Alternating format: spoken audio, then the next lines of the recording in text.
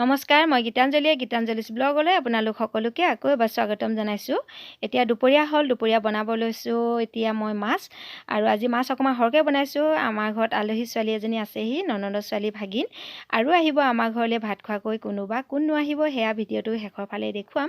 গতিকে আপোনালোকে চাই যাব। তেতিয়াহ'লে আৰম্ভ কৰোঁ বলক। এয়া আমাৰ ঘৰৰ বাৰীৰ শাক, এইখিনি পালেং শাক ধুই পখালি থৈছোঁ। মাছৰ লগত পালেং শাককে বনাম। আৰু লাই কেইজোপা ইমান ধুনীয়া হৈছে, তাৰেও দুখনমান পাত ছিঙি থৈছোঁ।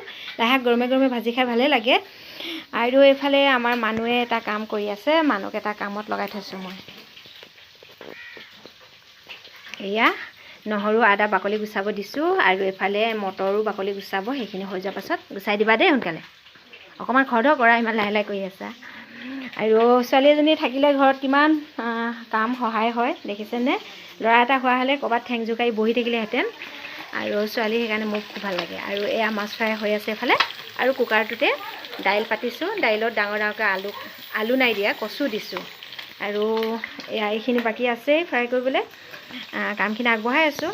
লগতে মানুহে মোকতো হেল্প কৰি দিয়েই, আৰু কৰি দিব আগলৈকে ন মানুহ।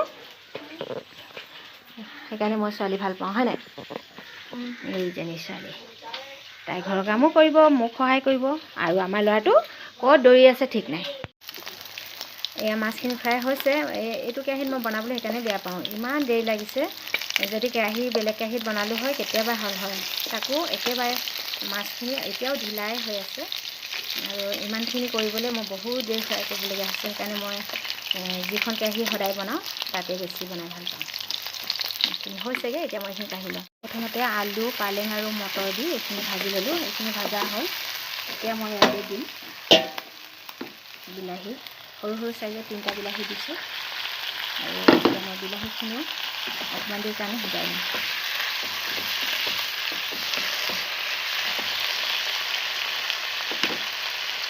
মই ইয়াত পানী দিলোঁ। এতিয়া মই ইয়াত মাছ কেইপিছত দি লওঁ।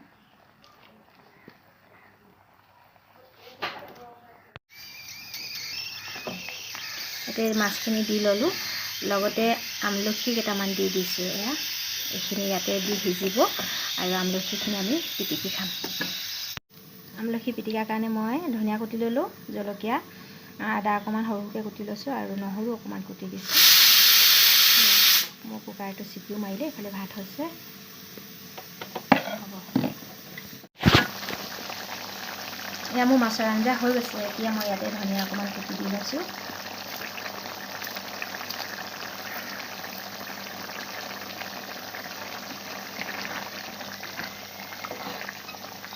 আৰু আমলখিকেইটা সিজিছে নাই চাই লওঁ।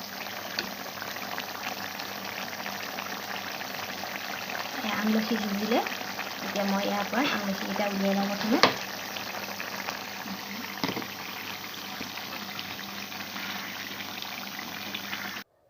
আমলখি সিজাই পিটিকা কৰি খাবলৈ শিকা মোৰ বেছি দিন নাই হোৱা। ইউটিউব চেনেল এটাতে পাইছিলোঁ। চেনেলটোৰ নাম অসমীয়া বোৱাৰী পিংকিজ ব্লগ। আৰু তাতে দেখিছিলোঁ আমলখি পিটিকা কৰি খোৱা, আৰু মই কৰি খাইছিলোঁ, বৰ ভাল লাগিলে। সেইকাৰণে মাজে মাজে খাওঁ। যদি মোৰ নিচিনাকৈ নজনাকৈ আছে কোনোবা, খাই চাবচোন, সঁচাকৈ বৰ ভাল লাগে। আৰু এইফালে মোৰ মাছৰ আঞ্জাখিনিও হ'ল। মই ইমানখিনি জোখতে গেছ অফ কৰি দিলোঁ। আৰু এইখিনি ৰহডাল বনালোঁ, ডাঙৰ ডাঙৰকৈ কচু দিয়া, আৰু ইয়াতো ধনিয়া পাত কুটি দিলোঁ। ভাত, ডাল, মাছ, পিটিকা, চাটনি, চালাড সম্পূৰ্ণখিনি বনাই আজৰি হ'লোঁ। কিন্তু আহি পোৱাহি নাই আলহী। সেইকাৰণে আলহীলৈ বাট চাই আছোঁহি আগফালে আহি। আৰু গাৰ্গী আৰু মানুহে চলাই আছে চাইকেল। ভাগিন ছোৱালীজনীৰ নাম গাৰ্গী। ময়ো আছোঁহি ইয়াতে।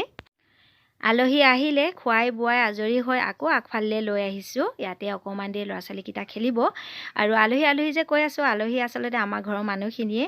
মা আহিছে, জা আৰু ননন, গাৰ্গীৰ মাক আৰু গাৰ্গীৰ ভায়েক, আৰু আমিখিনি ইয়াতে বহি কমলা খাইছোঁ।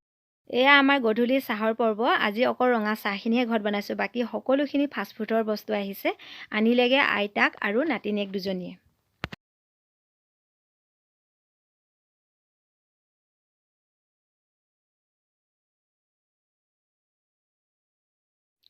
চাহ তাহ খাই আজৰি হ'লোঁ। এতিয়া আহিছোঁ আকৌ ৰাতি সাজৰ কাৰণে পাকঘৰলৈ।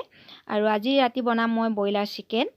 আৰু এইখিনি প্ৰথমে ধুই চাফা কৰি ল'লোঁ, আৰু দিছোঁ মই দৈ, আৰু ইয়াত জিৰা পাউডাৰ দিলোঁ, আৰু ধনিয়া পাউডাৰ দিলোঁ, আৰু এইখিনি আদা নহৰু খুন্দি লোৱা দিছোঁ, আৰু পিঁয়াজ অকণমান কুটি দি দিছোঁ। আৰু এইখিনি থৈ দিছোঁ, সেইখিনি তেলত ভাজিম পিঁয়াজখিনি। আৰু এয়া হালধি গুড়ি দিলোঁ আৰু এয়া নিমখ দিলোঁ। এতিয়া মই এইখিনি ভালকৈ মিহলি কৰি ল'ম। প্ৰথমে মাংস মেৰিনেট কৰি অকণমান দেৰি থ'ব পৰা হ'লে ভাল আছিলে, কিন্তু মোৰ সময় অলপ কম আছে, সেইকাৰণে লগে লগে মই কেৰাহীত দিলোঁ। প্ৰথমতে পিঁয়াজখিনি ভাজি ল'লোঁ, অকণমান ৰঙচুৱা হৈ পিছতে মাংসখিনি দিলোঁ আৰু দিয়াৰ পাছততো সকলোৱে জানেই। এতিয়া মই এইখিনি ভাজি থাকিম। কি কৰিছা? কাম কৰিছা? কি কাম কৰিছা? এইটো লোৱা। কি কাম কৰিছা? এইটো কাম ন?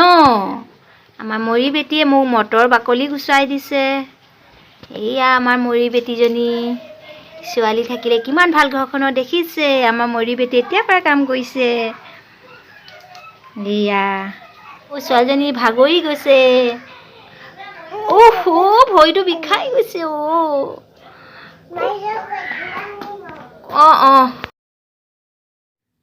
টুলখন আনি লৈ বহি লৈছেহি মটৰ গুচাবলৈ। ছোৱালী যে ছোৱালীয়ে, সৰুৰে পৰা মাকৰ লগ হ'ব, অকণমান ডাঙৰ হৈ মাকক সহায় কৰিব আৰু এখন ঘৰলৈ ওলাই যোৱাৰ পাছতো মাকৰ সুখ দুখৰ সমভাগী হ'ব। এয়া মই মাংসখিনি এনেকৈ বনালোঁ আৰু এইফালে বনাই আছোঁ মাছ। প্ৰথমে বিলাহী মছলাখিনি ভালকৈ ভাজি ল'লোঁ আৰু পানী দিলোঁ আৰু এতিয়া মই মাছখিনি দি ইয়াতে এইখিনি ভালকৈ উতলাই ল'ম। মাছৰ আঞ্জাখিনিও হ'ল। একেবাৰে শেষত ধনিয়া পাত কুটি মই ইয়াতে দি ল'ম আৰু লগে লগে গেছটো অফ কৰি দিম, ঢাকন মাৰি থৈ দিম। ধনিয়া গোন্ধটো ধুনীয়াকৈ আঞ্জাখিনিৰ লগত মিহলি হৈ যাব। আৰু মই এইফালে চাউল ধুই কুকাৰ ৰেডি কৰি থৈছিলোঁ, গেছতে তুলি দিলোঁ। এতিয়া বাহিৰতনো কি চলি আছে চাই আহোঁ ব'লক। ইয়াত কোনোৱে এনেই নাই থকা, চবেই নিজৰ নিজৰ কামত ব্যস্ত। ল'ৰা দুটাই গাড়ী চলোৱাত ব্যস্ত, কৃষ্ণাই ফোনত কথা পতাত ব্যস্ত, মানুহে পেহীয়েকক আমনি দিয়াত ব্যস্ত। পেহীয়েকক বহুদিনৰ মূৰত পাই আমনি দিছে তাই খুব। আৰু গাৰ্গীয়ে মোবাইল এটা লৈ গেমত ব্যস্ত। আৰু আইতাকজনী কেনি গ'ল জানো, ইয়াত নাই, ক'ত বা ব্যস্ত। আৰু গাৰ্গীয়েও মোবাইল এটা লৈ নিজৰ কামত ব্যস্ত।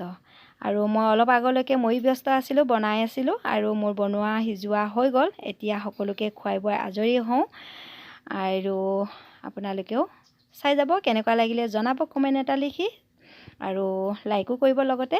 আৰু যদি মোৰ চেনেললৈ নতুনকৈ আহিছে তেতিয়াহ'লে চেনেলটো প্লিজ ছাবস্ক্ৰাইব কৰি দিব।